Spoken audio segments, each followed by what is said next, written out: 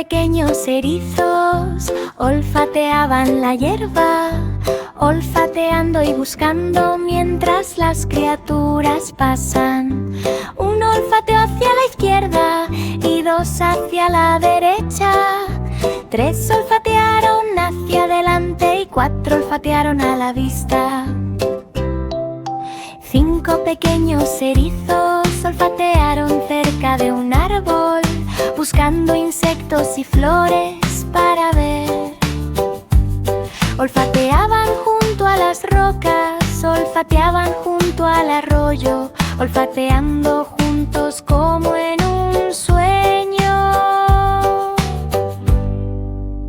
Cuando se puso el sol, se acurrucaron formando una bola, acurrucados juntos, a salvo de todo.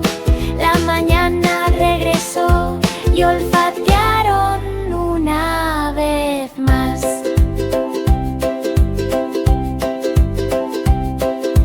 Cinco pequeños erizos olfateando el suelo de